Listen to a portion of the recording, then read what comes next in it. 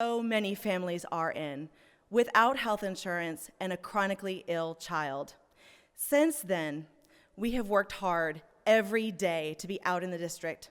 I launched this campaign while my husband was looking for a new job, working 3 part-time jobs to get by.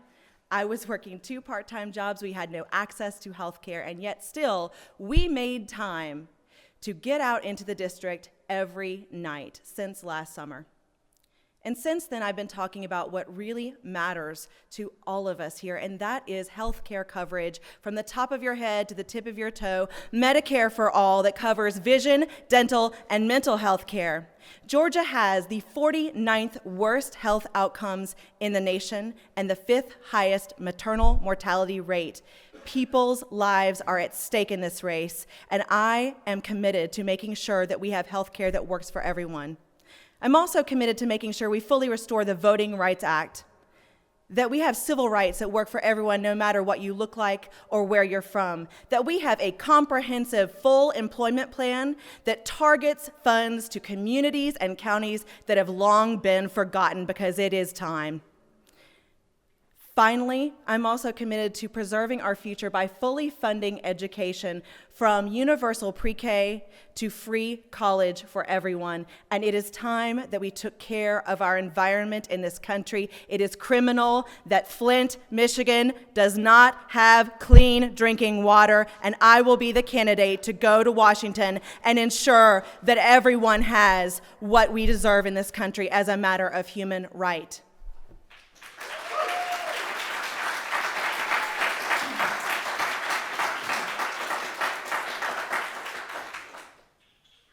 Mr. Winfield. Thank you. My name is Dien Winfield. I've been teaching philosophy, writing philosophy at the University of Georgia for the last 35 years. My wife came from India to marry me, and she has been serving our community for the last 35 years as a lawyer, working on behalf of employees against employment discrimination, corporate abuse, and now as an immigration lawyer. We've raised 3 kids who all went to the public schools, as I did. But now I'm on a new mission, and that mission involves running for Congress on a bold social rights agenda anchored in guaranteed jobs at fair wages. As Martin Luther King said, our nation purports to give life, liberty, and the pursuit of happiness to everyone, but without a job and income, we have neither life nor liberty, nor the possibility to pursue happiness. It is particularly suitable that this debate is being hosted by the NAACP and the Economic Justice Coalition, because this primary is a referendum on whether we, the citizens of the 10th District, are going to stand up for a federal job guarantee and other programs that will wipe out unemployment, wipe out poverty, and take the other measures necessary to complete the unfinished business of the civil rights movement and achieve economic justice once and for all. I hope in the course of this debate to lay out the whole spectrum of my program and to make clear how it is transformative, practical, and how it is gaining nationwide support and national attention, and it is setting the stage for a post-primary election bid that can triumph in a very red district like our own.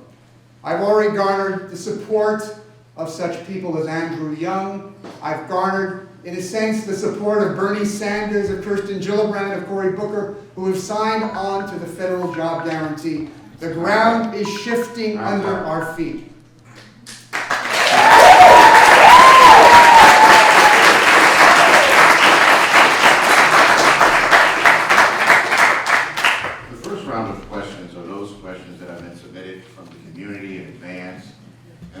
On the areas of racial and economic justice, health care, workers' rights, women's rights and gender equality, the criminal justice system reform, and immigration policy.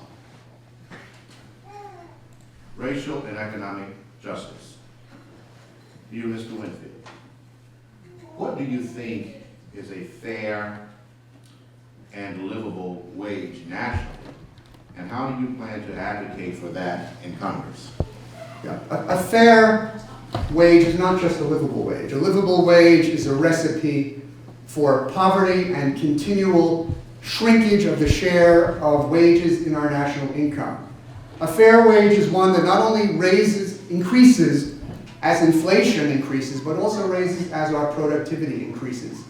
And that connection between productivity increases and wage levels was part of the fabric of American life from 1945 to 1973, when most wage earners had a rising standard of living that reflected the growth and prosperity of our nation. But in 73, that stopped. Wages have stagnated, and wages have become a smaller and smaller part of our national income, resulting in increasing inequality and economic stagnation. As a result, if we want to promote a genuine, fair standard of living, which will be a recipe for economic vitality, because if we allow extreme inequality of wealth, all the wealth going to the top stays in an unproductive hordes. If we allow wages to rise with economic growth, we will have a much more dynamic nation. And if we do the math, the minimum wage had its highest real value in 1968 when it was $1.60. Adjusted for inflation, that's $10.50. Adjusted for productivity gains, that comes to more than $22. I'm advocating, in a modest way, a $20 and up minimum national wage, which will play a huge role in wiping out poverty wages and provide a huge role in eliminating intergenerational racial poverty and disadvantage. Woo!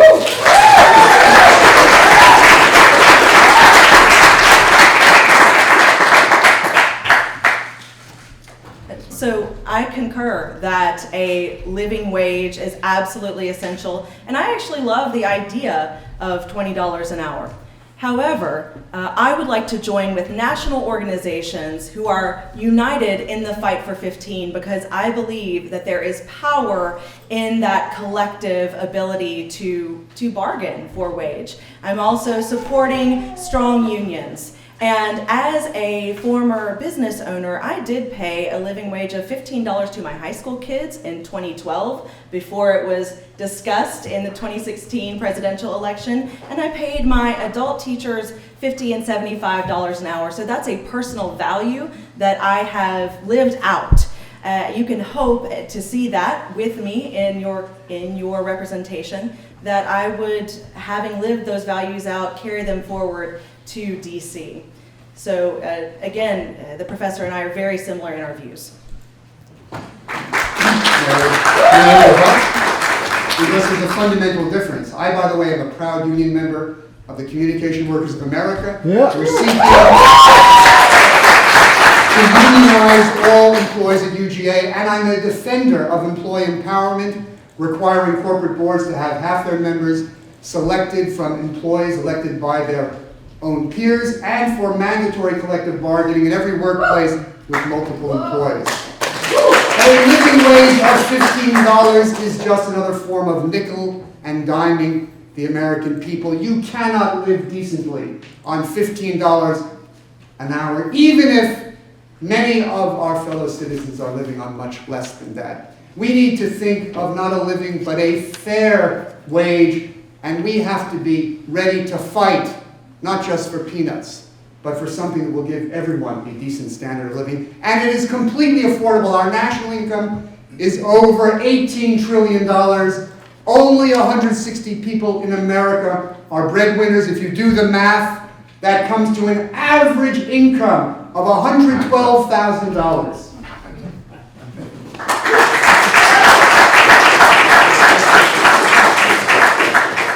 White people still hold hugely disproportionate amount of economic and social power in the United States. If elected, what will you do to help fight this structural imbalance, increase the economic security of, and ensure the equal treatment of Americans of color, especially Black Americans who continue to be most targeted by past and present systems of oppression? Ms. Montgomery. Sure. The two chief differences between our jobs plans are that mine is focused and targeted towards the communities that are in the most need of those funds.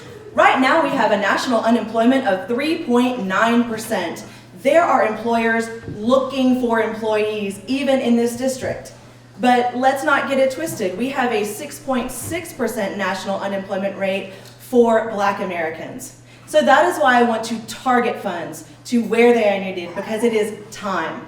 The second difference between our employment plans that has been in existence since we began running is pay equity. I will not support any employment plan that does not explicitly write in the guarantee of equal pay for equal work for women and people of color.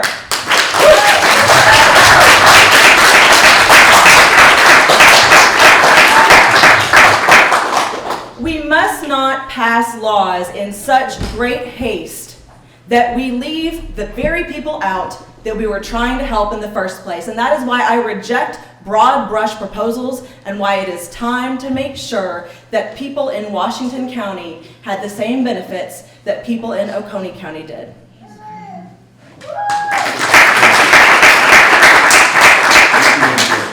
Yeah, there's a fundamental difference between having a job program that's targeting particular areas and a commitment to recognizing the right to work as a fundamental right, which is something that is not something to compromise about, but something to offer everyone who needs a job but cannot find one in the marketplace. And by having a federal job guarantee, which will be implemented in cooperation with local and state governments, we can eliminate at one blow the disparity in unemployment rates between Black and white by eliminating unemployment once and for all. And with a fair, not merely minimum wage, we can begin to do the same thing with regard to the disparity in income between Black and white. And then we can think about how we can eliminate the disparity in wealth, which now operates in a factor of 1 to 10. And I can explain the measures that will do this.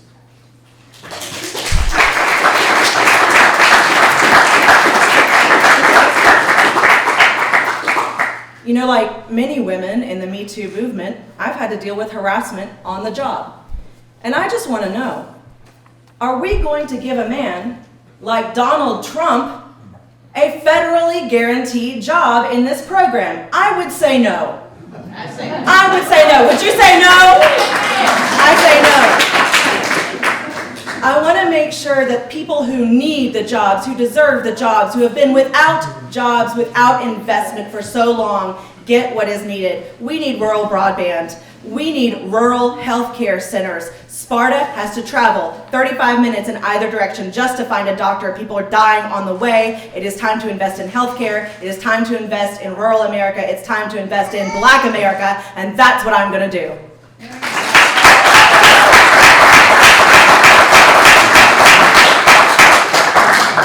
I mean, a job guarantee is offered to anyone who cannot find work but wants a job. And it goes without saying that there will be equal pay, independent of race, gender, and the like. But one has to recognize that equal pay is not enough to eliminate the way in which women and minorities are stuck in jobs which are low paid for everyone because of a lack of employee empowerment. And an additional factor is our failure to balance work and family. We need to ensure that the family entanglements which still bear more on women than men should not in any way hamper the economic prosperity of an individual. We need to have paid family leave, 9-month paid parental leave. We need to have free public child care and free public elder care. Then we can really speak about eliminating the disparity in wealth, income, and retirement benefits of men and women.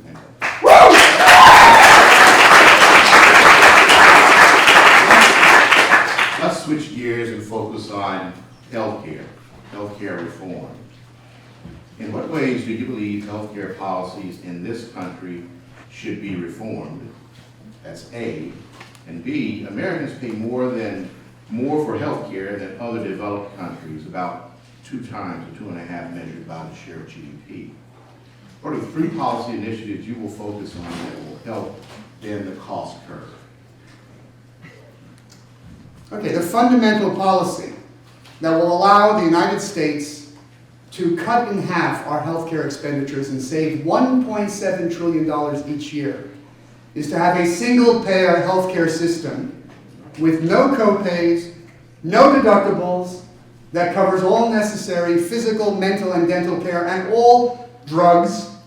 And by having a single-payer system with a single insurance plan covering everyone, we will eliminate all the extra overhead of the multitude of private insurance plans and the overhead costs that healthcare providers have to bear. We will be in the strongest position to negotiate as one to lower the costs of medical care and of drug prices and bring our expenses in line with every other developed nation. This plan will give us also complete choice because we can go to any healthcare provider we want.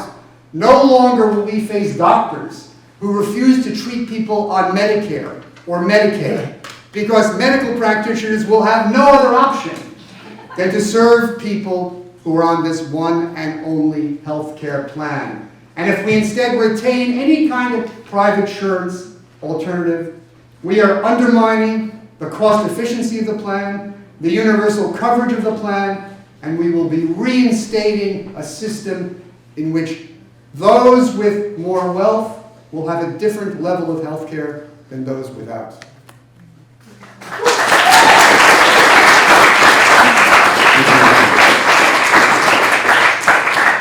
So our healthcare plans are very similar. I just have a fundamental disagreement that if you are wealthy, making more than $250,000 a year, that you should be able to ask, you should be asked to put in a small copay or deductible.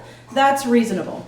Look, in other countries that have this plan, they have a progressive tax system that makes single payer a reality. Likely we are not going to get a large increase in taxes that will make that happen. And so the practicality of the program must mean that we ask for copays and deductibles for people who are wealthier.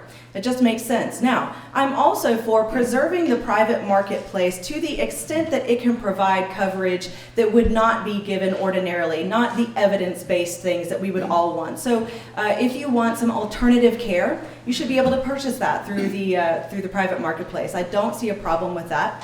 There are folks in the district, Republicans in the district, who ask me about choice in the system, and they want to know that they still have that choice. I think that's okay. I think we absolutely have to make sure that we can cover everyone in this country, and a program like Medicare for All that covers everyone from top of the head to the tip of the toe with vision, mental, and dental health care is absolutely essential. Now, to what the professor said earlier about the fact that it should be a given that women and people of color would automatically get equal pay for equal work in a jobs plan without it being explicitly written in, I couldn't disagree more.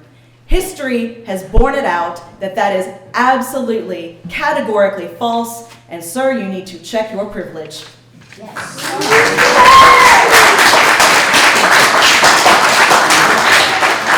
The fact that disparities in wages for similar jobs persists between men and women and people of color and white Americans reflects not that the laws are absent, because there is an equal pay for equal work law that's been around for 50 years. It reflects rather the disempowerment of employees. If we have strong grievance procedures and universal unionization and workers participating in corporate boards, we will be in a completely different situation. We also need to have a legal care system for all, so that all people have access to civil legal representation without charge, would be paid for by a highly graduated wealth and income tax, which, by the way, I will fight for when I get to Congress. In that case, people will be able to defend themselves against discrimination at work and not have to rely upon lawyers like my wife, who had to operate on a contingency basis, which put practitioners who were defending workers in a very precarious system. I'll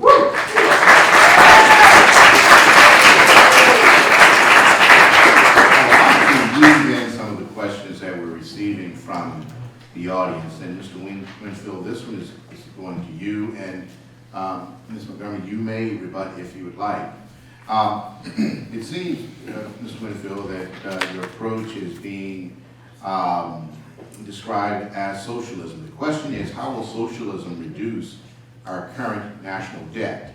Okay, that's the A part. The B part, realistically, how are you going to get $20 an hour pass, 9-month maternity leave, paternity leave, free elder care? In other words, how are you going to get your platform, what they're describing as socialism, passed?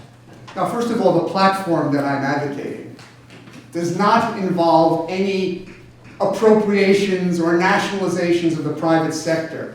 It rather is providing economic independence and security to all of our citizens, and that is going to make it easier for business, big and small, to prosper, since everyone who wants to work will have work and income. Everyone on disability and Social Security retirement will have increased resources, since they should be given what is equal to a fair minimum wage. So we're not talking about socialism, we're talking about the redemption of capitalism. We're speaking about giving a human face and saving the souls of entrepreneurs who will be able to do the right thing by paying employees $20 an hour, because that will not put them at any competitive disadvantage. And they will have the option that entrepreneurs always have when they deal with increased costs. They can either accept those costs and accept the fact that they will have less revenues for themselves and feel good about finally paying their employees a fair minimum wage. Alternately, they can increase their productivity, develop new products, increase their revenue without altering prices, or they can attempt to succeed by raising prices to make up the difference. And the price rise will never come close to the increase in wages, because wages are always only a fraction of production costs. In manufacturing, only 6%. Even in restaurants, they're only 20%. So this is something that is completely realizable. It's a question of our political will. And if I am elected, not just in this primary, but in the general election, that will be a message to the rest of the country that the American people are ready and willing to have economic justice. And I am confident that there will be colleagues in Congress who will recognize that this is the road to follow.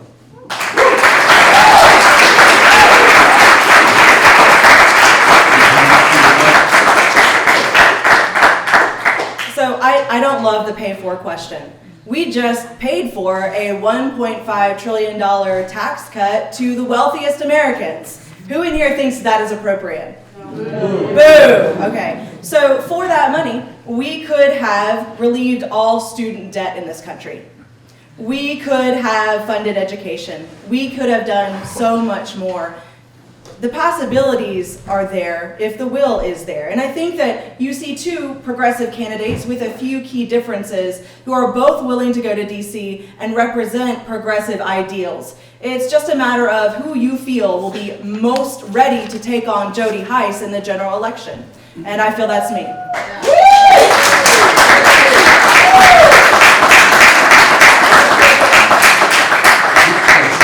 For Ms. Montgomery, and it's in response to your comment about Donald Trump, President Trump. Should even someone like Donald Trump deserve to feed their families? I'm not sure if that's a rhetorical question, but take your best shot at it. All right. So I do believe in redemption, and that goes to criminal justice reform. And I do believe in second chances, and I do believe in the power of community to bound around people who need to have that opportunity. That said, I also want to make sure that women are safe in the workplace. That has to be explicitly written in. We have to find a way, if we are going to go forward with a jobs guarantee program, we have to find a way to make sure that everyone who is employed in those programs is safe, is able to go to work and feel good about where they are and what they're doing. The fact is that the jobs guarantee program that is before Congress right now is a lot closer to my full employment plan than what is being offered to you. It's targeted to communities that need it. It is indexed to $15 an hour, indexed to inflation, and there is an increase in the work opportunity tax credit for small businesses, which is so important for our small towns across the district, where a locally owned business is often the only employer. So, I just want to make sure that everyone receives a full measure of justice, and that includes women in the workplace. You're giving a completely absurd understanding of the role of small businesses, because when you go to any of the small towns in our district, where the downtowns have a majority of their stores shuttered, people in that district cannot find employment in small businesses. They have to travel miles to other employers, and often the main employer is a big for-profit prison. Small businesses are not the factor or engine of our economy. Of the 27 million small businesses that are listed as employing 500 employees or less, 24 million or 90% employ no one. They are not entrepreneurs. These are contingent workers in the gig economy. And we have to recognize that employment in America is not to be found in small business preeminently, but in big business and the franchises of big business. And we have to take that seriously. Ms. Montgomery, you do have one? I did. Quick rebuttal. So I actually am in touch with the businesses and in the communities in this district. I have talked to small business owners who are often women and people of color who find it 3 to 4 times more difficult to get a small business loan and that equal access to capital than they should. It is time that we made sure that our banking worked for everyone in this country. Recently, Congress passed an ease of banking regulations that is particularly harmful to the Black community, and when I go to Congress, I'm going to make sure that that is reversed.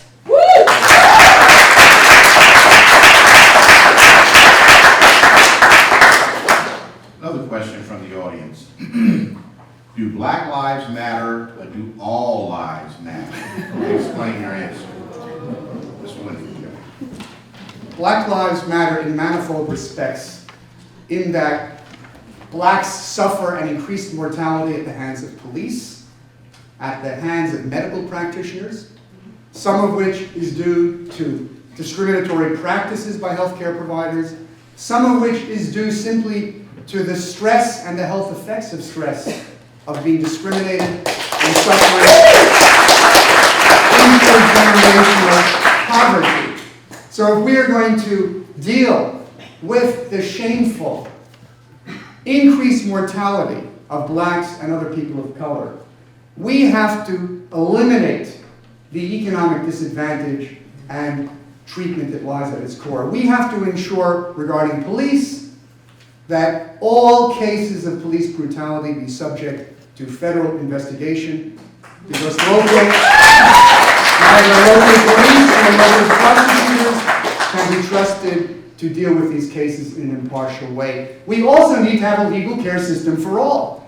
So every victim of police brutality can have a lawyer of their choice to defend them in civil court.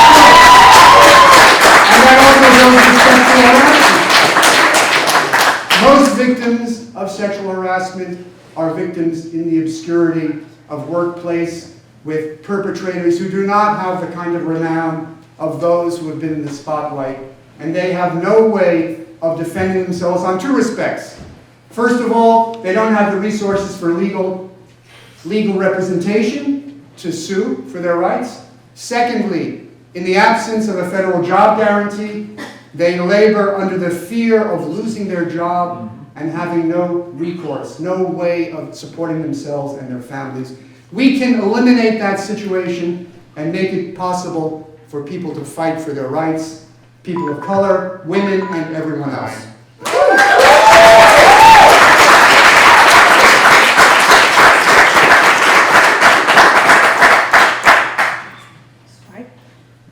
So, in my experience as a teacher and a children's minister, I'll take a different approach to that question. How can my life matter? if Black lives don't matter?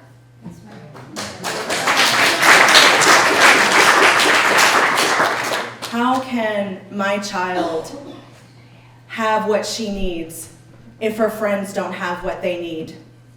How can our communities have disparities of healthcare? How can that be okay? How can we live in a society that claims to be free when we have so much disparity? So yes, Black Lives Matter. Period.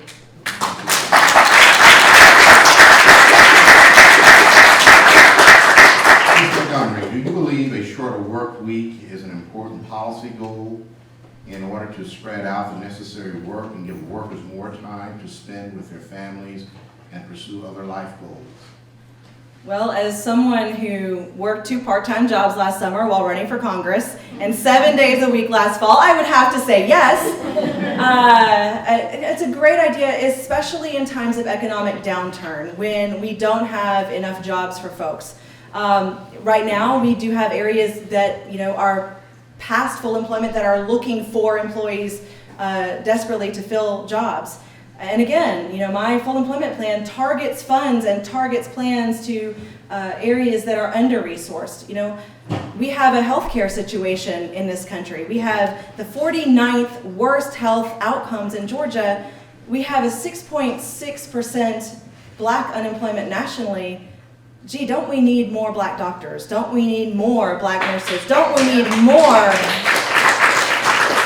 More of that. And that's also why I support free college initiatives. That's also why I advocated for Alvin Sheetz's request to the university that we provide scholarships to the descendants of slaves in the area. Regarding the length of the working day, more than 100 years ago, American workers went into the streets and were mowed down by police fighting for a 40-hour work week. My grandmother, who remained illiterate throughout her life, worked in sweatshops at an early age, working 13, 14 hours a day. Despite the fact that we supposedly have a 40-hour work week, when I visited recently a UPS facility on the outskirts of Athens at the invitation of the Teamsters local and spoke to workers coming in and out, they told me that they are subject to mandatory overtime, where they end up working 12 or 13 hours a day, and they're not giving any warning. Well, we have to prohibit mandatory overtime, as most civilized nations have done. And then we can also consider lowering the working week from 40 hours to something else. We are certainly prosperous enough to do it. But first, we have to ensure employee empowerment and bar mandatory overtime. A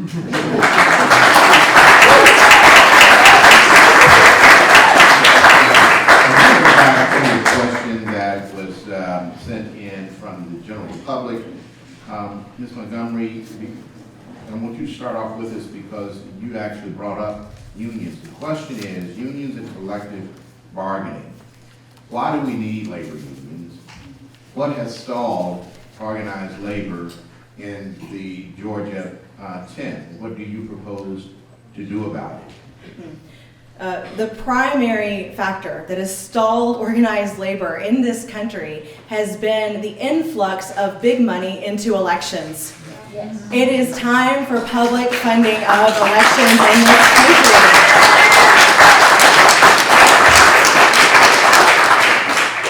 Look, Jimmy Carter says we live in an oligarchy. I don't think he's far off the mark right now.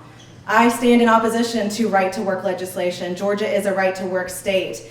We are running for U.S. House. We're gonna, one of us will go to Congress and we will stand up for unions, but it's also important to recognize that we need great representation on the local level so that we can take back the Georgia legislature, so that we can overturn right-to-work legislation here. As far as the power of unions, we heard it here, yes. We fought for a 40-hour work week. Unions fought for a 40-hour work week. My mother is a proud union member. My grandfather was an electrician and a proud union member. And so I'm well acquainted with the benefits of union membership. I don't ever want to go back to a time where we see women locked in a sweatshop in the Triangle Shirtwaist Factory fire, dying just to earn pennies on the dollar.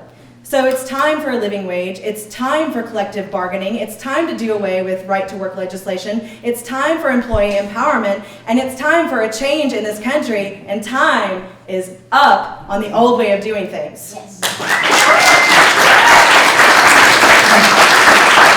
The causes of the disempowerment of labor and the decline of the labor movement to a weaker state than it has ever been to in our lifetimes is not just the influx of big money into politics.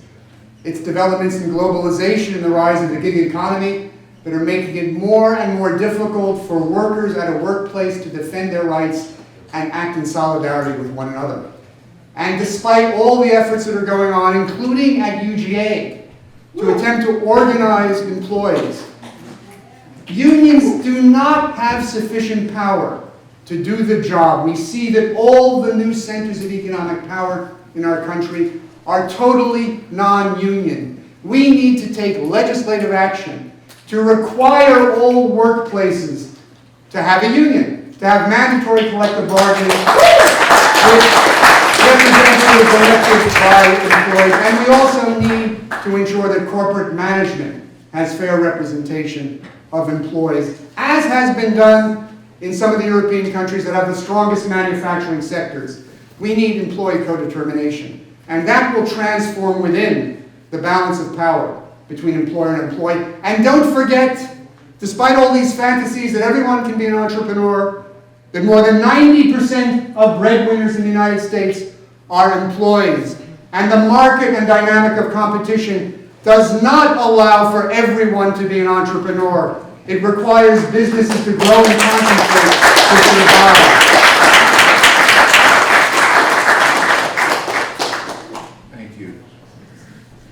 Question from the audience. Well, I tell you what, let me get back on benefits here, since then I can close this section out. So workers' benefits, and we're talking portable benefits versus the universal benefits. The question is, would portable benefits that are only associated with the job be preferable to universal benefits that are accessible even without employment? Please explain your answer. Ms. Montgomery. Sure, so I've defined portable benefits within my jobs plan as benefits that you can carry with you independent of a job. So if that needs clarification, there it is. So a universal health plan, a single payer, Medicare for all, we need to make sure that our retirement system is shored up. I am not going to go to Congress to see any more cuts to Medicare or Social Security, and it is time to lift the cap on Social Security in this country so that everyone pays their fair share.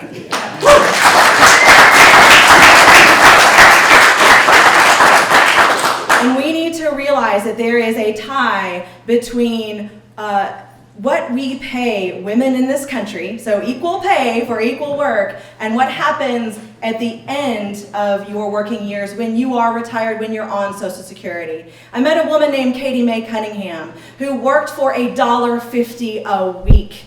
$1.50 a week, and so she is now 92 years old, barely getting by on about $700 a month Social Security and less than $50 a month in food stamps. This will be the situation if we do not explicitly write in a guarantee of equal pay for equal work.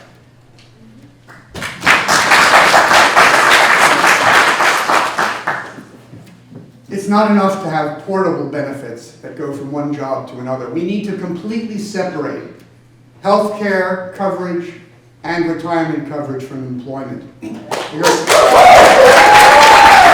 failing to do so, we put those without full-time employment in jeopardy. We put women in particular in a situation where their benefits and retirement income will be fundamentally less than men. We need, in other words, to separate health care, retirement from work, which will, by the way, be a great boon for business, big and small. And we can fund it all fairly with a highly graduated income and wealth tax that only falls on the top 10% of our population. It's easily affordable, and we need to raise our Social Security benefits to be equal to a fair minimum wage of $20 an hour, which means we start at $41,600 for annual Social Security payments for both retirement and disability. This will completely transform the lives of millions of people in America and hundreds of thousands in our district who are scraping by in abject poverty. The excitement is palpable in here, and I really want to keep the excitement going. And this is the reason I'm asking this question here. So, I really don't even expect an answer from you. Which one of you, like Hillary, have skeletons in your closets? Will be used by the opposition, either intellectually generated or real skeletons, because they will back you down.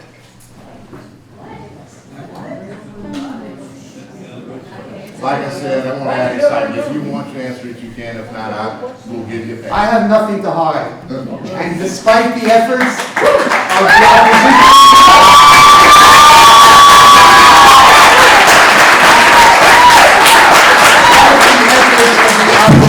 to drag us down into a river of dirty politics, the truth will prevail.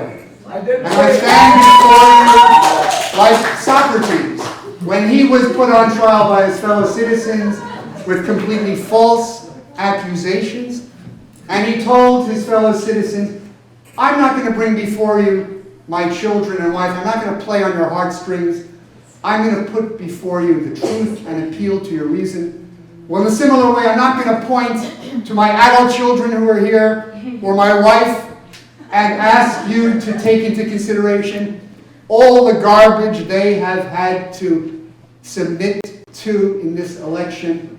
I am going to stand for the truth and appeal to what is highest among the electorate. That is, we have to discuss the issues, focus on the issues, and consider how we can fulfill the incomplete business of the civil rights movement. Justice.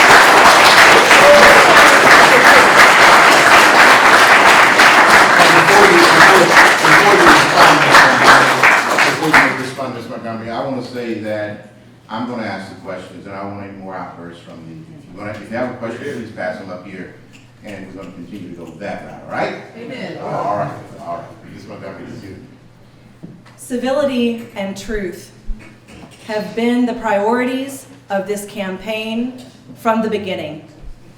Unfortunately, we have not been treated with the same regard from my opposition. Throughout this campaign, as is the case with a lot of women running for Congress in this country, we've been subjected to a lot of half-truths, a lot of misogyny, and a lot of BS.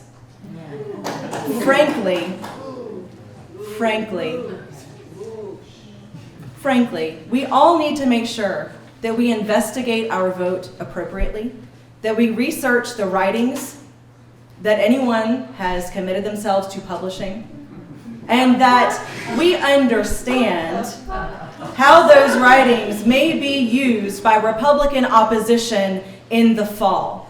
Now, I hear a general allegation that our campaign is guilty of a smear campaign. We are not. That is absolutely false, and I reject that premise. What I do commit to for the remaining 2 weeks of this campaign is civility, is talking about the issues, talking about healthcare, talking about the fact that people are dying in this district, talking about the fact that we have classrooms that have 30 kids and 6 books, talking about the fact that we have 500,000 voters dumped off of the voting rolls in this state, talking about the fact that our civil rights are under attack, talking about the fact that our environment matters. And I would like to challenge my opponent to continue in the same vein, to stay civil, and to proceed on behalf of all of the people of the 10th District.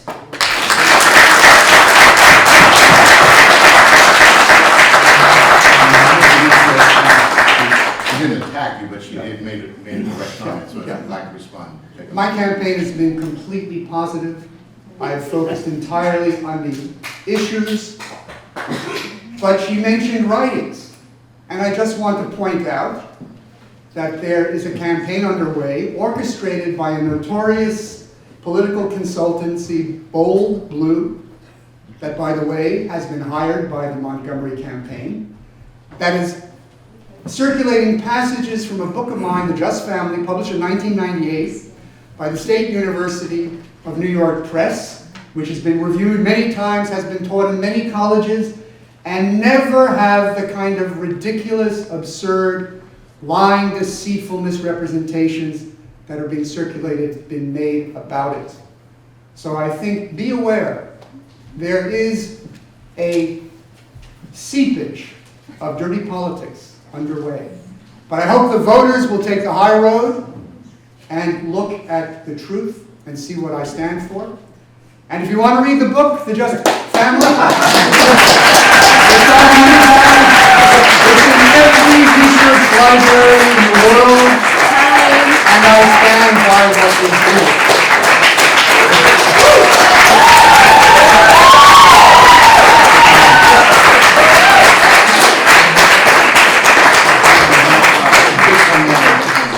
I do want you to respond, but I want to give some context to that, because the question was asked, Mr. Winfield, about your academic accomplishments, and the question says, your academic accomplishments are laudable. However, in your book, The Just Family, you discuss matters such as the mental capacities of people who choose to reproduce, and also unauthorized inseminations of donated sperm, page 139. How do you think your life would work in analyzing such obscurities which serve the people in the 10th district?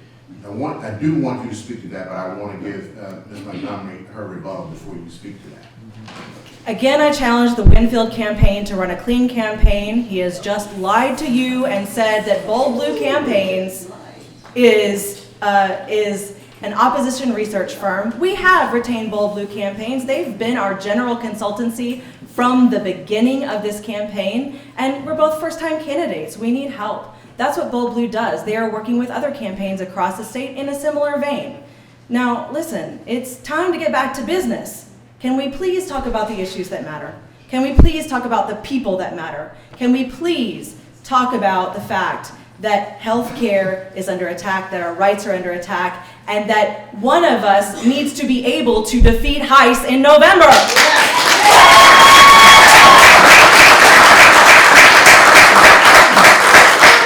The Just the Family is a comprehensive examination of how the family can be valid as an institution of freedom. And in the course of that examination, I cover all the various possibilities that all the aspects of family can take and try to evaluate what is proper and what is improper. And of course, I'm discussing both how these matters have been treated in the philosophical tradition, as well as in different cultures and different periods of history. So I think we shouldn't be afraid to examine the cases that involve people who are suffering from diminished mental capacity, who are involved in reproduction and family relations, and any other factors of the human condition. And I stand by what is in that book, and I invite you to read it, and read it in its entirety, because I think you will discover a core of where family values truly reside. And that is a political issue here that we have to address, because in order for our family welfare to be upheld, we have to do the kind of things that provide economic security and independence to every family member. We need to balance work and family. We need to ensure that women can really have reproductive freedom, which depends not just on having the right to abortion. It involves also having guaranteed employment, having employee empowerment, having free child care, free elder care, paid family leave, and single-payer health insurance, including contraceptives and day-after care. So no woman will be caught in a situation she would not have wanted to have been in when she's making reproductive choices. And that is how we can respond to the likes of Jody Heiss and have a road to victory without compromise.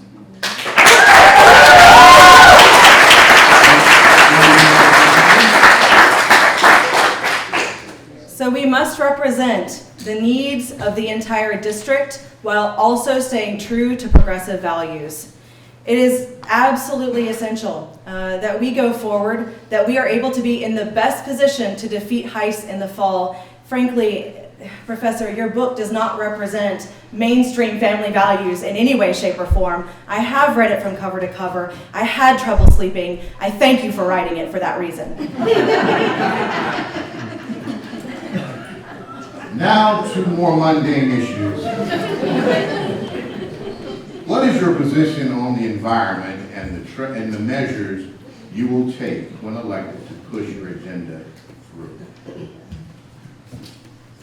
We need to take seriously the risks of climate change, which involves not just growing difficulties for different parts of the world that will fall disproportionately on the backs of the poor, but we also have to recognize there are risks that we can put our planet in an irreversible climatic catastrophe. And to stop that, we have to immediately not only curtail fossil fuel exploration and the increase of fossil fuel production and consumption, we have to begin reducing it.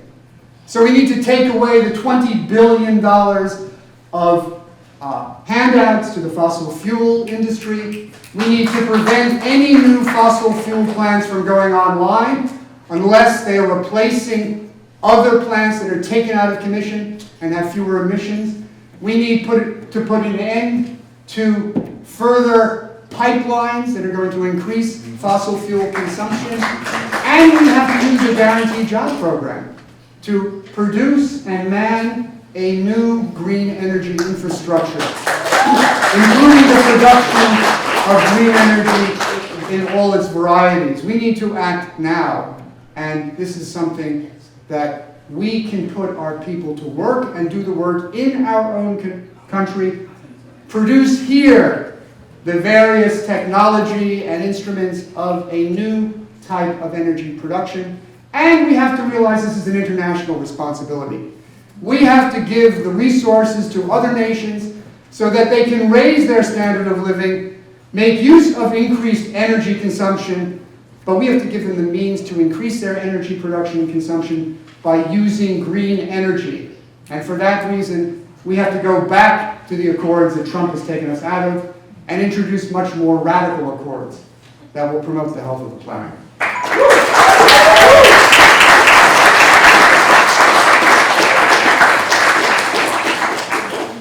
So I'm pleased to have earned the endorsement of the Sustainable Politicians Project, which is a national organization that supports candidates like me who are committed to environmental justice. Look, we need green energy jobs. We need solar panel manufacturing centers. In Oglethorpe County, we're waiting to put in a solar panel manufacturing plant to complete that because we don't have the infrastructure funds to make the roads to get there. And so we need investments in infrastructure as well. In Lincoln County, we have a great aquaponics project that is going to bring jobs and ecotourism to the area. It's going to provide fresh food that doesn't have to travel miles and miles to get to its end destination. I also support diversifying our farm infrastructure. This is so important. When we have these large corporate agribusinesses, we cannot afford to feed people the way that they should be fed. We have these awful food deserts that absolutely must be eradicated, and that is by providing grants and funding to small family farms. That is through organizations like the Sustainable Politicians Project who support efforts like an aquaponics farm and more green energy jobs. And we need to make sure that we sustain our future by having access to clean air and clean water. Look, it's time that we made sure that all of our children and families were safe, that we didn't have to have lead in the water, and that people were ignoring our needs. It's time to make sure that we invested in green energy. That's part of my jobs plan, and I'm proud to say that I'll stand up for environmental justice when I get to Congress. I want to say one thing about the food desert that you encounter. As soon as you go out into the counties of the 10th district, you will find many localities in which there is no proper food store at all. There's only a Dollar General. And the people who are there don't have the money to buy fresh produce because of both joblessness and poverty wages. So with a job guarantee, a fair minimum wage of $20 an hour, employee empowerment, a single-payer health care, and a renewal of our education and legal care, we can begin to put in place a rural landscape in which people have the means to feed themselves properly, to draw in proper stores that will sell food because there will be a market of consumer demand. And that's one of the key benefits of the federal job guarantee.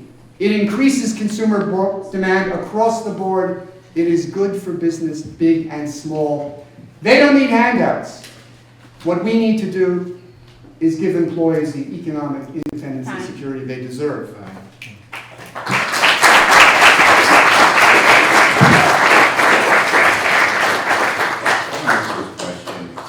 This is from the audience again. What will either of your platforms do to solve the foster care problem in Athens? Ms. Montgomery. Well, Athens specific, we do have a foster care problem all over the state. We have this awful legislation that has taken the ability to foster out of the hands of gay parents. This is legislation that's being touted across the country. I believe that children deserve a loving home, period.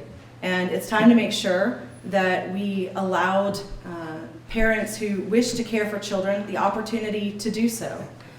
Further, the issue with foster care also revolves around our drug issue. We have an opioid epidemic that could be alleviated by decriminalizing marijuana. It's time to make sure that we allow every solution possible for poverty. And I just want to say that Athens was selected to be one of the 20 pilot cities under President Barack Obama's Promised Neighborhood program. And in 2009, those funds were passed. Athens had a great opportunity to solve poverty for this community. I've seen the plans for it. In 2010, however, we elected a Tea Party Congress. And in 2011, all of those funds were cut.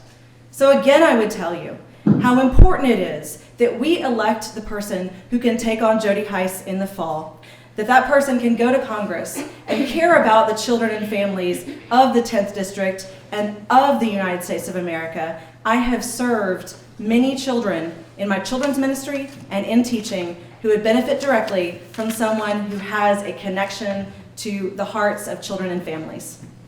In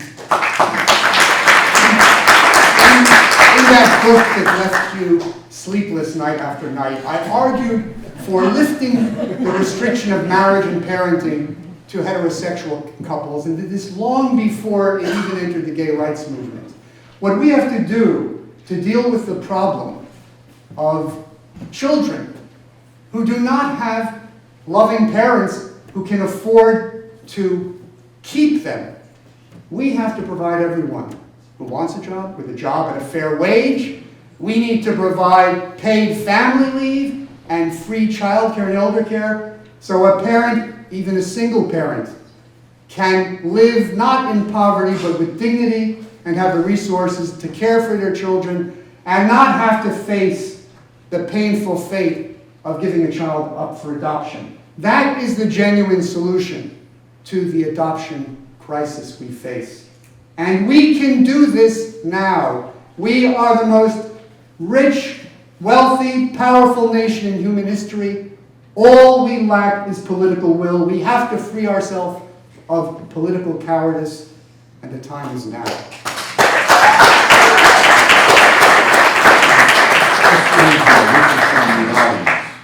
Mr. Winfield, would you compromise on your fair wage value in order to implement your jobs plan? Or are you a stalwart in your frequent statements that you won't compromise your principles? Well, when one is dealing with principles, which, by the way, philosophy can think and justify with reason, one is concerned with the question of translating philosophical principle into policy. Now, it's clear that consideration of a job guarantee must come first before we consider questions of what should be the minimum wage, because having a minimum wage is not going to help you if you don't have a job. We have to ensure that people have a job. We have to have a job first agenda and ensure that people have that security. And then we can consider having a fair minimum wage. And by the way, you know that the typical argument against raising minimum wages is that it will cause unemployment. Well, a federal job guarantee makes that argument completely moot, because everyone will have a job awaiting them if they want it. And even when someone like Donald Trump comes out of prison, we can curtail the recidivism that affects almost 80% of inmates who come out of Georgia prisons by ensuring that they do have a job awaiting them. And by the way, if they don't work, they're not going to get paid.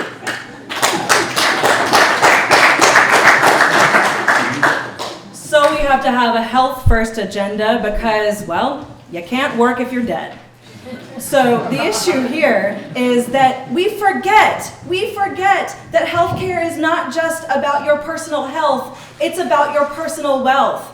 What happens in communities that I go to, whether I'm talking to Democrats or Republicans, they say, well, we want infrastructure, we want a big business to come in, we want opportunities here. Well, guess what? No employer wants to come into an area that does not have access to health care. When you close down your hospital, you lose those jobs. When you close down the businesses that serve the hospital, you lose those opportunities as well.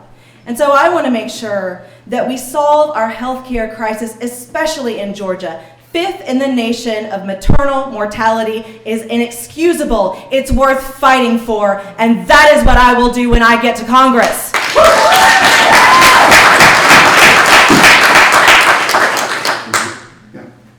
You know, healthcare obviously is of crucial significance, since you can't exercise your freedoms if you're not in decent health.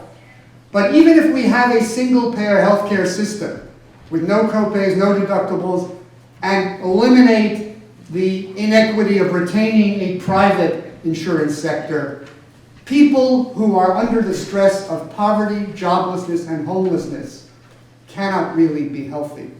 So we need to have both a federal job guarantee, a fair minimum wage, a housing policy that puts a ban on evictions, foreclosures, and utility cutoffs, and have a single-payer healthcare system. So we all can be healthy because not only do we have access to medical care, but we have a roof over our heads, and we are not having our health undermined by the stresses of impoverishment.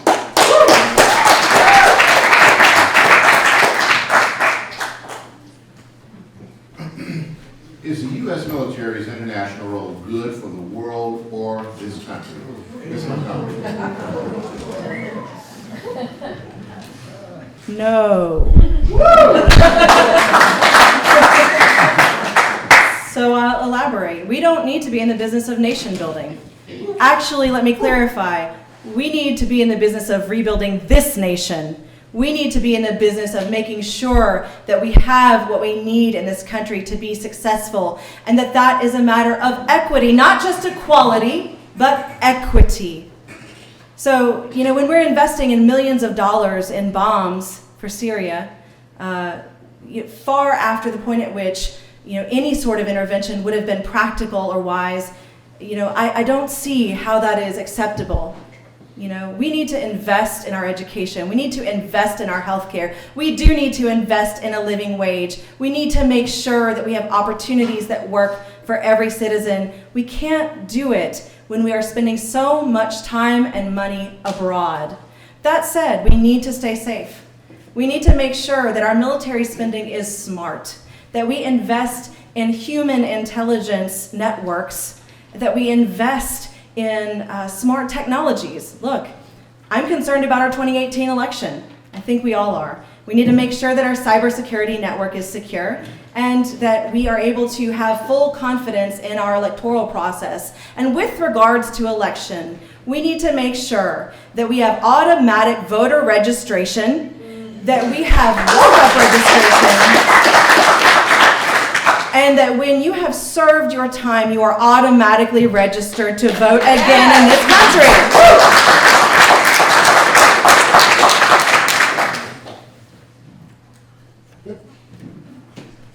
We do have a bloated military. that is spending billions and ultimately trillions of dollars on weapon systems that have no relevance in the world today. We're spending billions and ultimately trillions of dollars on retaining and refurbishing nuclear weapons that should be drastically cut in cooperation with negotiating with the Soviet, well, that's Russia, I should say Soviet Union, Russia and other nuclear powers. And we need to think about reducing the great overseas deployment of our military. That doesn't mean that we don't need a military, and it doesn't mean that our military power puts us in a position where we have responsibilities to intervene for humanitarian reasons. But we need to do it in a way that is in accord with both our own welfare at home and with promoting the welfare of the rest of the world. We should think more of non-military aid, and we are giving less in proportion to our GNP than most other countries. And by the way, when we talk about voter suppression, the biggest voter suppression is that of taking away the vote from prisoners. And people are not. It's not enough to just give back the vote to people after they come out of prison. They should never have had the vote taken away from them. 6 million Americans have been deprived of their voting rights. A disproportionate number of them are African Americans. I should be campaigning in prisons, as candidates do in other nations. And the time to do that is now, in conjunction with giving statehood to DC and giving either statehood or independence to all of our commonwealths.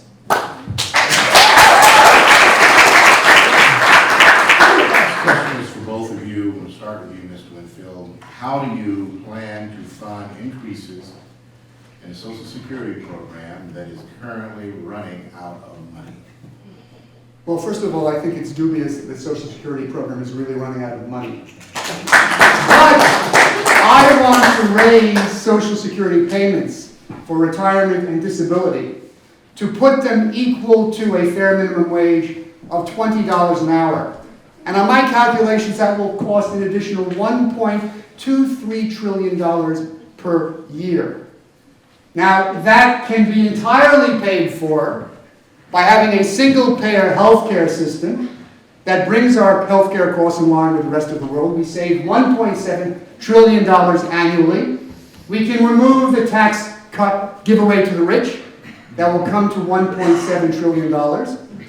And if we had to, we could always have a wealth tax on starting with the top 1%, who, as we all know, thanks to Bernie, have as much wealth as the bottom 90%. Is now approaching $50 trillion.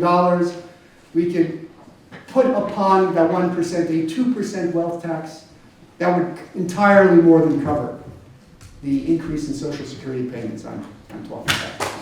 And they wouldn't even notice that.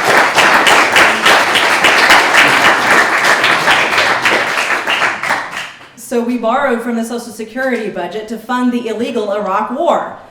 It's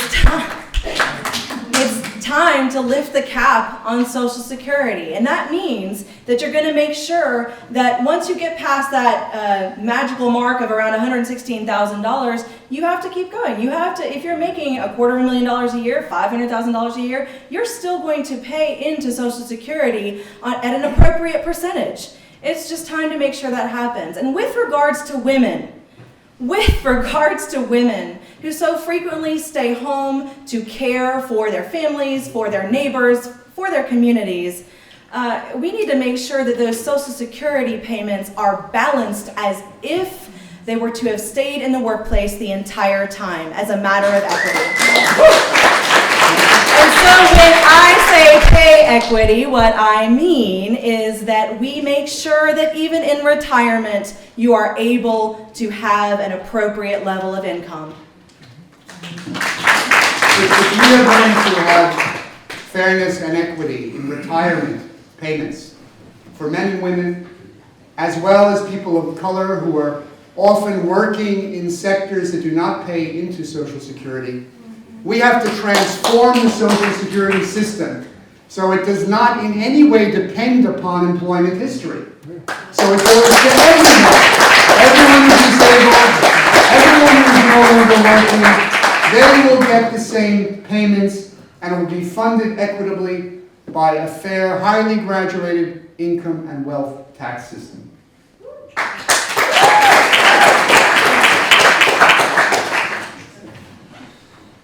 Currently, the federal deficit is 4.2% of the GDP, and is expected to be 5.1% in 2022.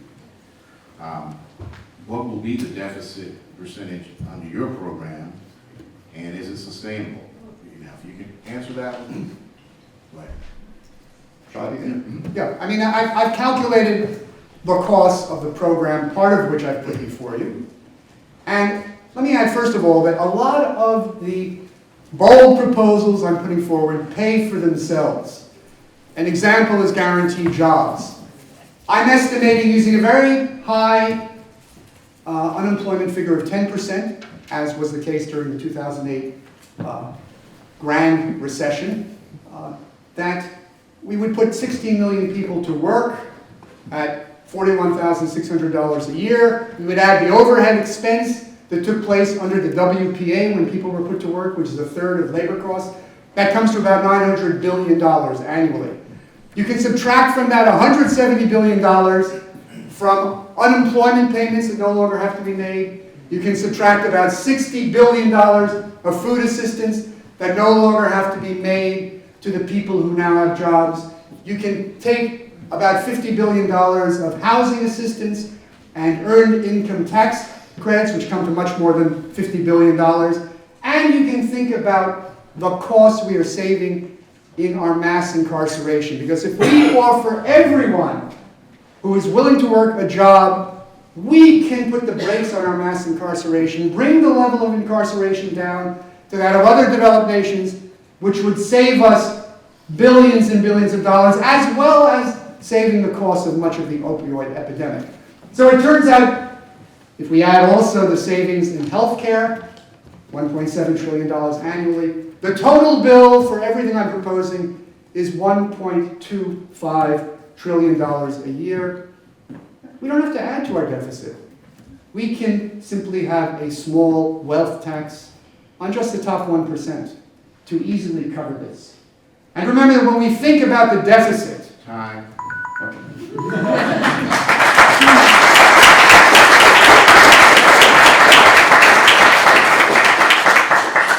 So I just want to address the fact that we just heard the professor say that the federal jobs guarantee would reduce mass incarceration.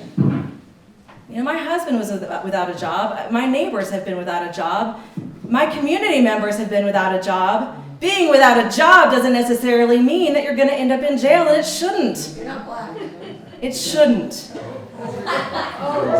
So, well, okay, so I'm hearing some statements from the audience. May I respond? Not to them. I want the questions All right. to respond to from here. Well, in general, as a person who had to stand on the free lunch line as a child, as the daughter of a single mother who did not earn equal pay for equal work,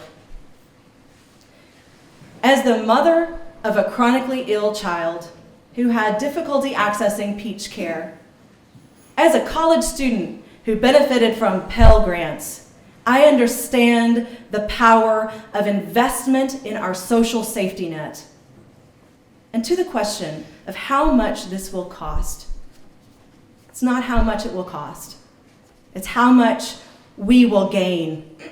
It's how much we will gain when our communities have some measure of equity. It's how much we will gain when we have health care that works. It's how much we gain when we have schools that work for our children. It's how much we gain when we care for every single person. I am tired of the least of these passing legislation on the backs of the rest of us.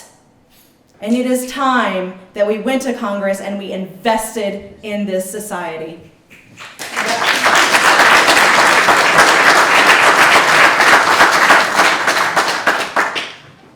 What do either of you think about granting people who are undocumented the proper documentation they need in society, licenses, social security, cards, etc. Ms. Montgomery. Sorry, can you repeat the question? Yeah, this is coming from the audience here. What do either of you think about granting people who are undocumented the proper documentation they need in society? Sure. So, as a children's minister, I was invited to participate in a national coalition of pastors that focused on immigration reform. We purposefully went to more conservative communities and spread the message of shared humanity. We talked about what it was like to be a child whose parents were deported, to be effectively orphaned by the state, to be frightened to drive anywhere in this country. So, it's time that we made sure that we gave DACA recipients citizenship immediately.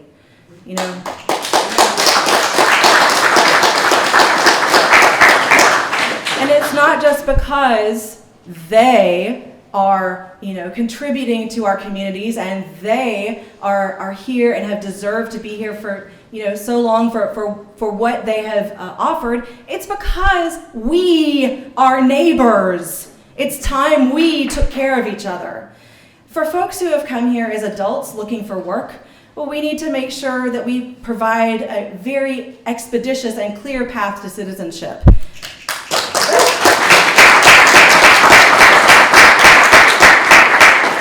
I'm tired of having the conversation in this country of who is more valuable as a human being.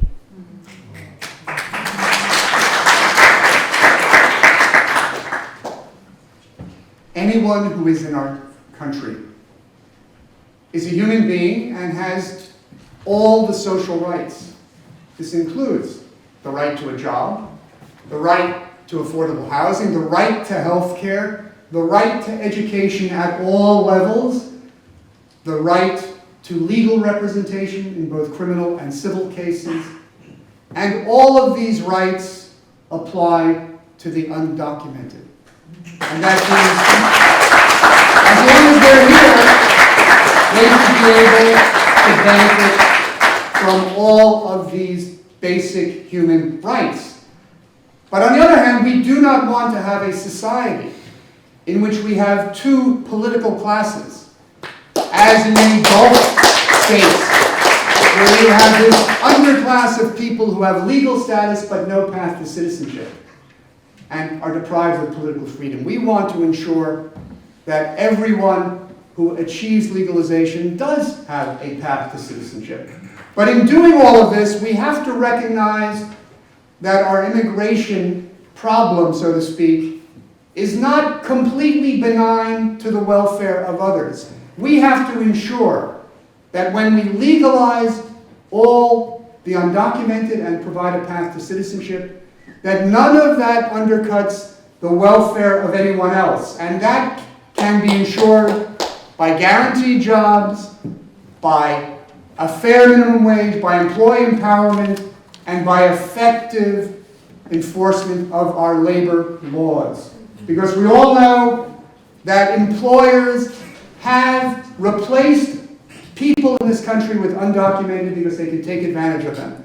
Although many of you in this room might want to say that you will never do the work that undocumented people are doing, there are Americans who are doing that work.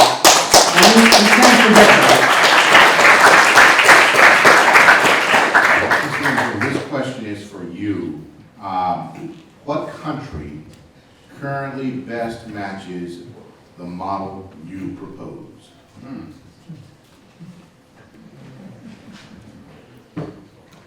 Well, in a way, there is no current country that really matches what I'm proposing. In a way, one might think, Bernie was saying, we should be like the Scandinavian welfare democracies, but none of those nations, although they provide everyone with free health care, free higher education, they've largely wiped out poverty and the like, and have very, very long-term and generous unemployment insurance. They do not have guaranteed jobs.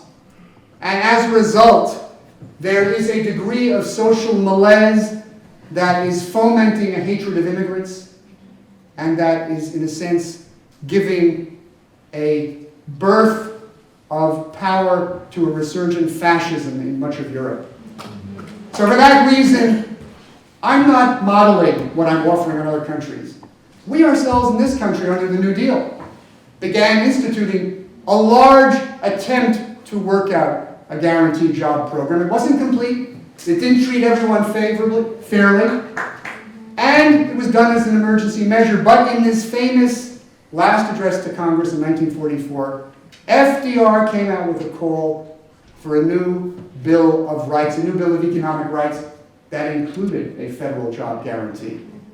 We need to renew that. By the way, that was also something that Martin Luther King called for when he was launching the poverty campaign at the end of his life. It was also what Coretta Scott King was advocating 6 years after Martin Luther King's assassination. All these efforts have fallen on deaf ears until now, and although I am the first congressional candidate to be advocating a federal job guarantee, as The Nation magazine has reported, now I have finally been joined by Kirsten Gillibrand, Cory Booker, and Bernie Sanders.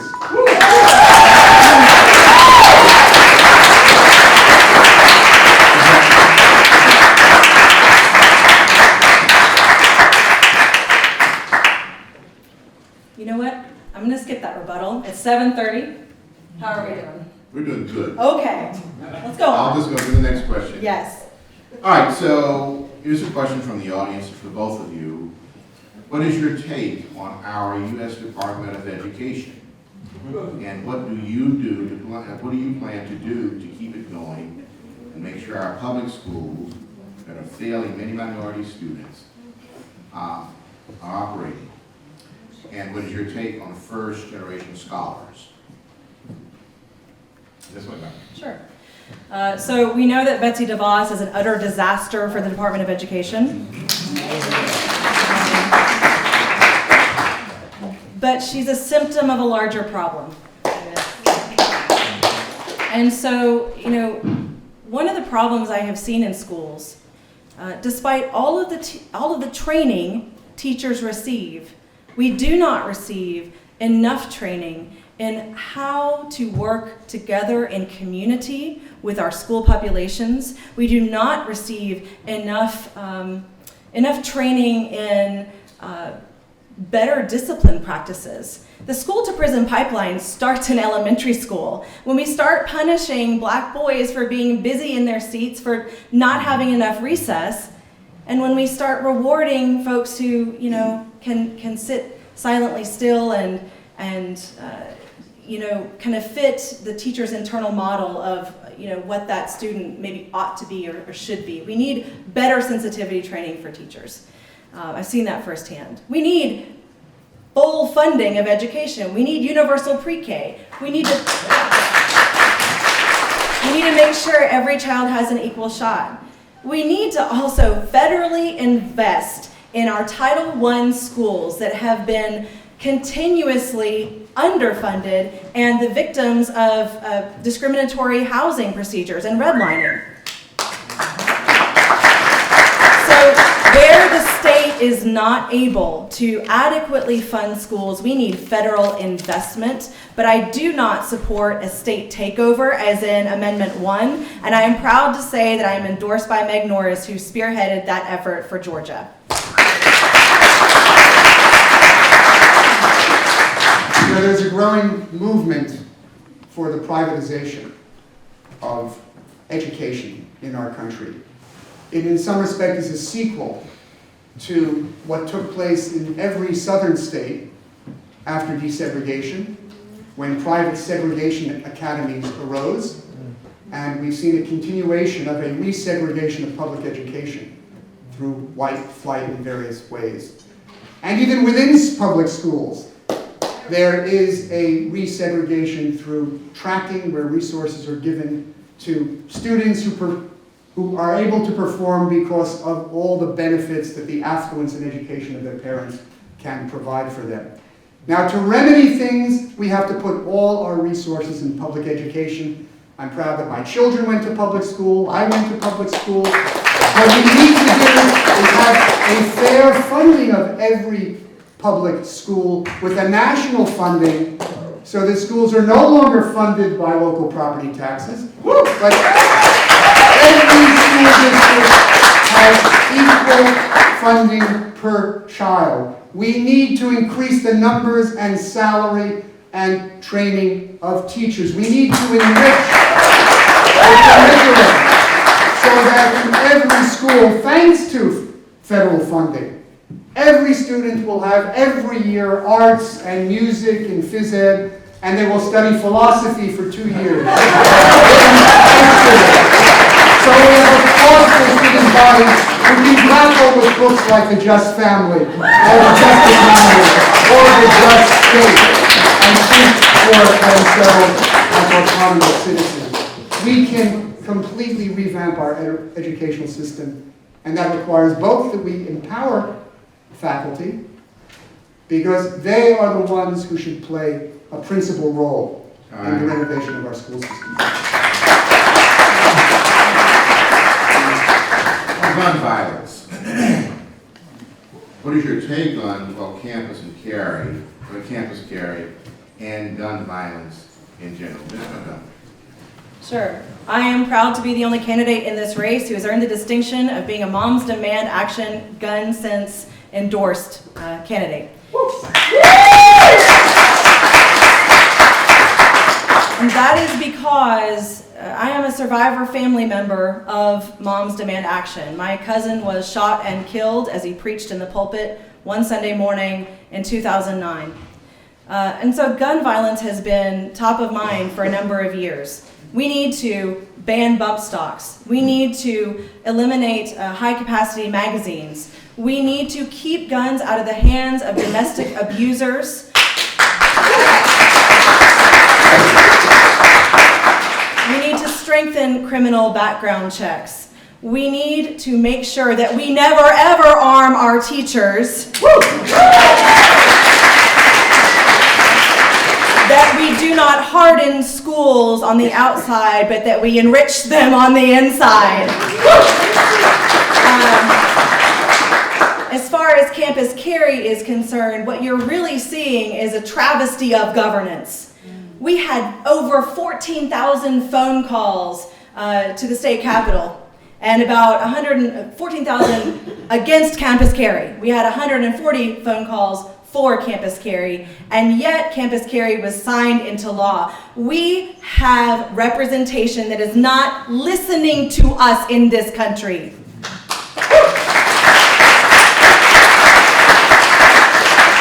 And whether that is at the state or the federal level, it is time to keep our communities safe. It is time to keep our children safe, our schools safe, and let me not pass this opportunity to talk about gun violence in the Black community. We need to make sure we have better community policing so that you can stay safe no matter where you are or where.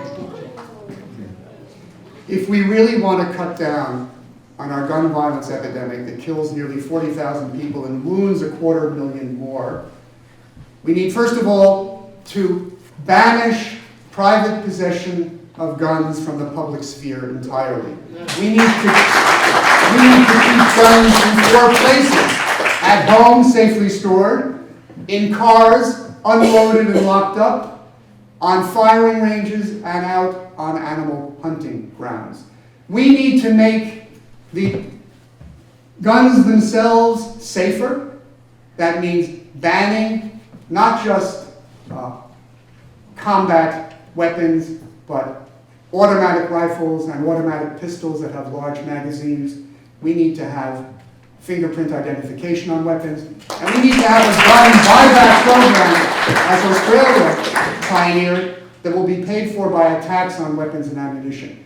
We need to also make gun ownership and production more responsible.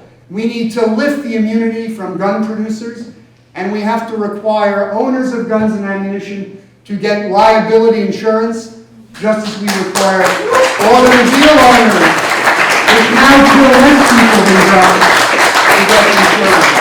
And we need to prohibit the possession of guns, not only from people who have committed domestic abuse and other crimes or have engaged in terrorism, but also from people who have a history of mental illness. Because although they have no higher profile with regard to harming others, they are susceptible to a higher degree to suicide. And more than half of the gun victims in our 40,000 toll of deaths are suicides, including 22 veterans every day. So we need to work in an aggressive way on these fronts, and these are important measures that I think need to be taken seriously.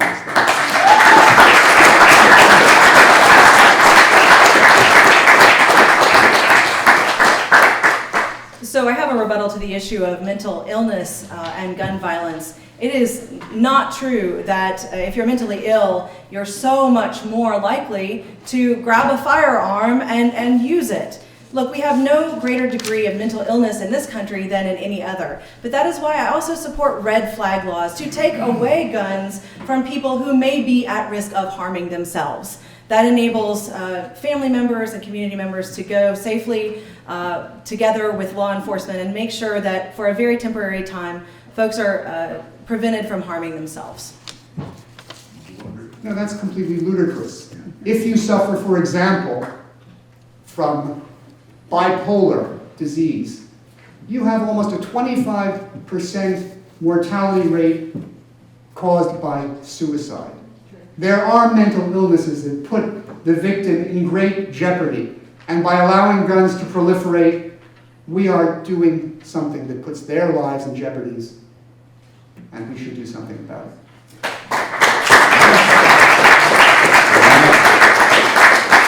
I'll ask you questions before we go into the closing statements. Here's a simple question for you. What is your position on the impeachment of President Trump?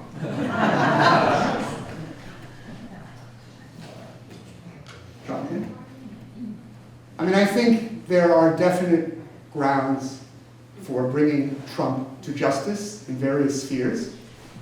He certainly seems to have engaged in obstruction of justice. He very openly called for Russian interference in our election. He's clearly, I would think, violating the emoluments clause by using his properties to benefit himself. And there are other ways in which I think he's going to show himself to be subject to investigation and prosecution. But we have to keep in mind that although he's not above the law and needs to be brought to justice, this is to some degree a sideshow, because we have to think of the great damage his appointees are doing throughout our government, and to focus on that and to provide the positive alternatives that can redo how our government deals with we the people.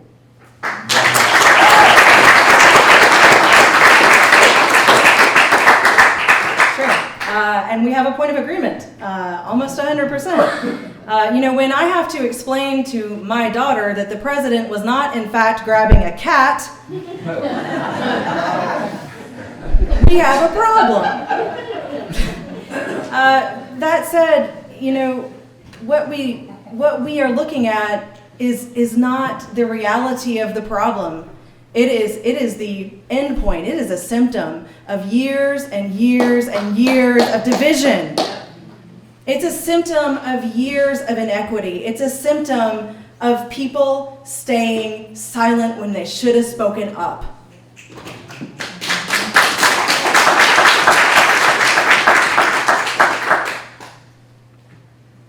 Okay. Let me ask you this question here. Actually, I have one more. So, what are your thoughts on the Me Too movement, and how will you challenge the misogyny if elected? Ms. Montgomery. Well, running for Congress is a first step. We have to realize that even if every woman who is running for U.S. House or Senate gets elected in this cycle, we'll still only be 30% of the federal representation that we have. Representation matters in this country. And so, I will go and make sure, like I've said over and over that we have explicitly guaranteed pay equity, explicitly guaranteed rights. It's not enough just to assume that an employer, even a federal employer, will protect you. It doesn't happen. And so my effort would be to make sure that we write in what is needed for women in this country.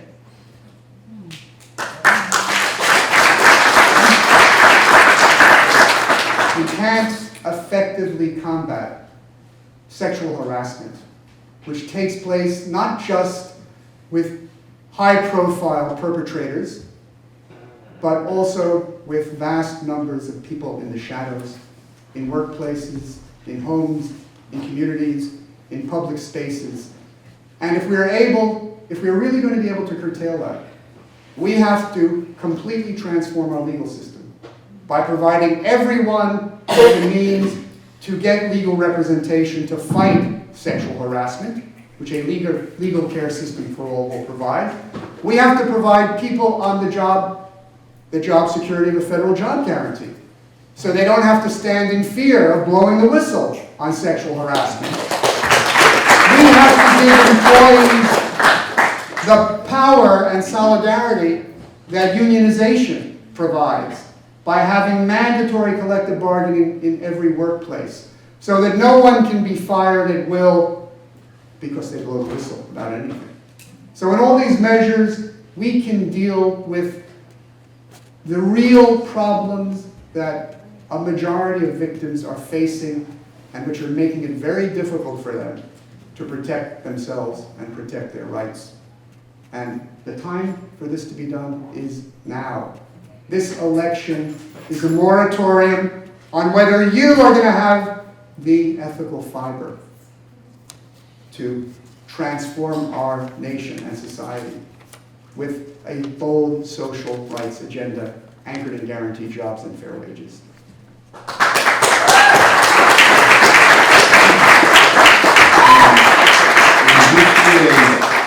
is the last question. I received 6 variations of this.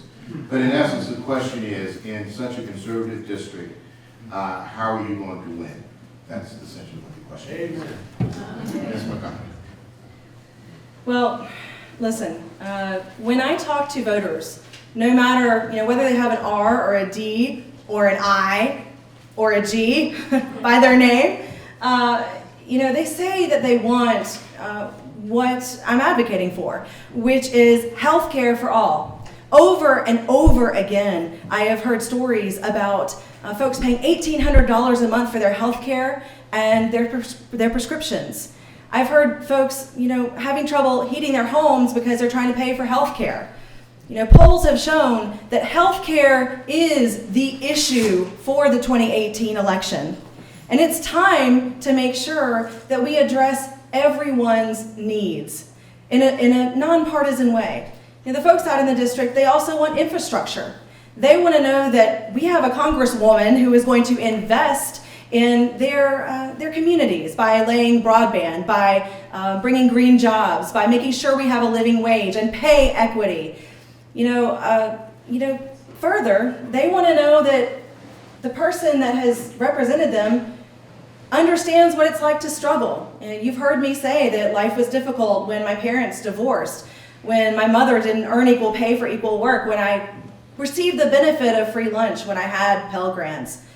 All of that helps folks understand that when I go to Congress, I am going to represent your needs because I've lived it. So it's time we had people who went to Washington, who understood the day-to-day struggle that we all experience, and that person is me.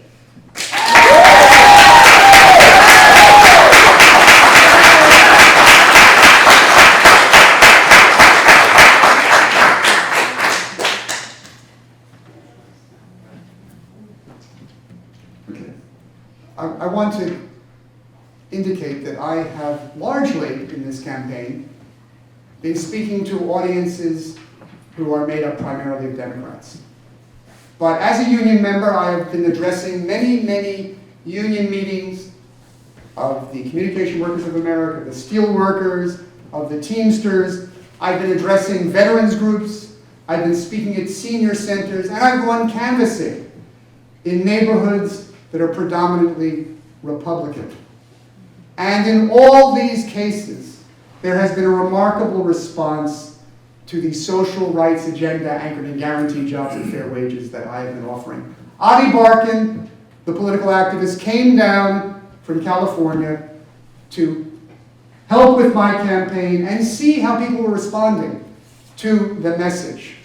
He's in particular excited by my advocacy of a federal job guarantee. And he went out canvassing with me to both a public housing authority community, most of whose members were African American and likely Democratic voters, and to a trailer park, all of whose members were white and self-identified Republicans. And he was astounded to see that in both cases, more than 85% of the people were willing to commit to vote for me. They responded to the message of economic rights, of having guaranteed jobs, of having fair wages, of not being subject to firing at will. They want to have a life of dignity. They are concerned with health care, but they have much broader issues as well. And I think this shows that time is running out for Republican power in our 10th district. And there is a national interest in the campaign that I am leading. People are taking note of it.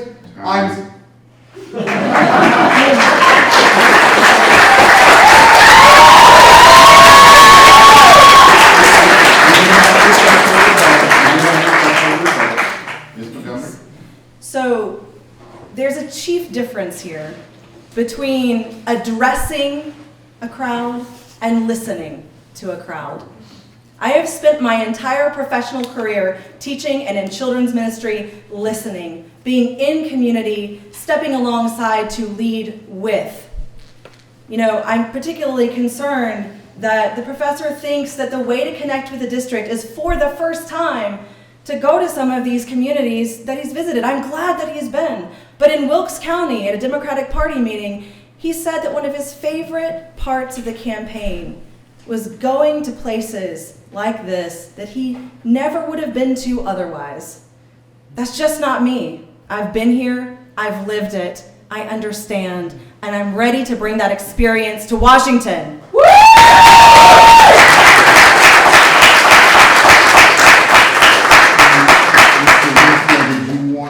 Since she spoke directly about your duties? Well, I think the truth is that running as a candidate is very much a learning experience because one has to penetrate all 25 counties of this very far-flung district, and it does involve meeting all sorts of people who I would not otherwise have met, and I think it would be ludicrous to say that anyone here has been in contact with all the people who I have seen and interacted with and discussed things with and engaged in debate.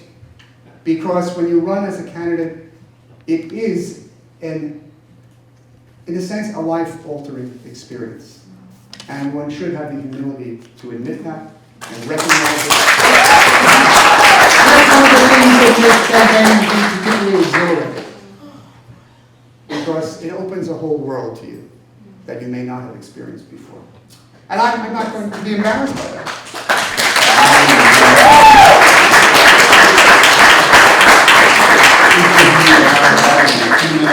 Closing remarks. Let me remind you, there will not be a rebuttal. Mr. Winfield. Okay. My campaign is giving you an historical choice that you have never had in your lifetime, because you have, for the first time, a candidate who is advocating the bold social rights agenda anchored in guaranteed jobs at fair wages that fulfills the project of the American dream and of our American democracy and overcomes the basic omissions in our Constitution. This is a matter of indeed completing the unfinished business of the civil rights movement and bringing economic justice to the United States. Now, many people consider this to be too bold. Admittedly, when I first started out, I was a voice in the wilderness as the first candidate to advocate a federal job guarantee. But things have been rapidly changing. This policy is now becoming something adopted by major figures in the Democratic Party, and you are going to have the option to play a pivotal role, not only in transforming the political agenda in this entire nation, but in renewing and changing the direction of the Democratic Party, which has too often taken for granted the support of African Americans and I am beginning to get national attention and national support.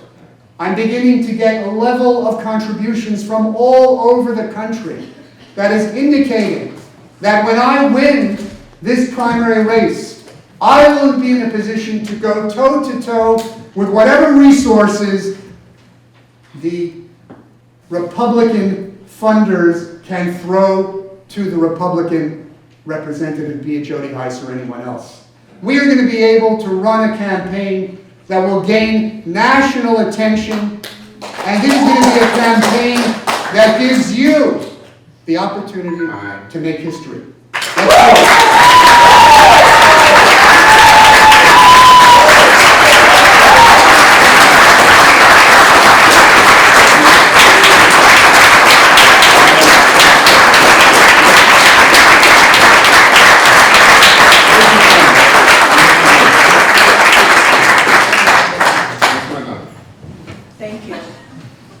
So thank you again to the NAACP, the Economic Justice Coalition. Thank you to you, Mr. Finch, and to everyone here who has participated in this debate. This is indeed an historic election. You have never received the chance to send a woman to Washington to represent you.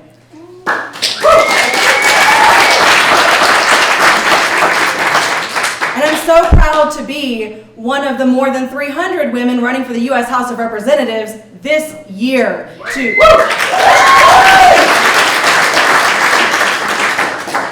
I'm also proud to say that we have not received any super PAC money for this campaign, that this is a campaign funded solely on small dollar donors, 96% of whom come from right here in Georgia.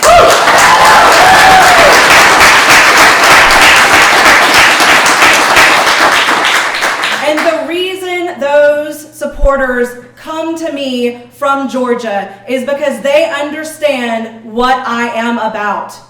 I am a proud progressive who will not take one step back. I believe it is time to go forward in this country. Yes. I am a Democrat who benefited from free lunch and Pell Grants and Section 8 housing. I understand the benefit of our social safety net. I am the wife of a public school teacher, and I understand how important it is to increase our funding for all of our public service employees. Woo!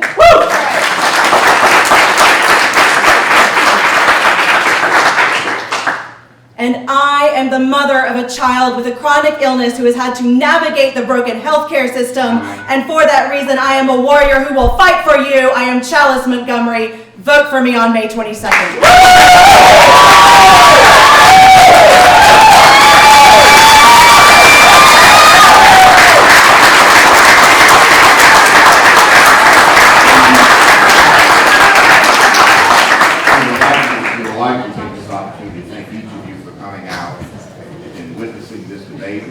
Once again thank the Economic Justice Coalition and the NAACP for sponsoring this event tonight. I personally want to thank you because I've been doing this for the past 11 years, and this is the first time I've been able to sit down. And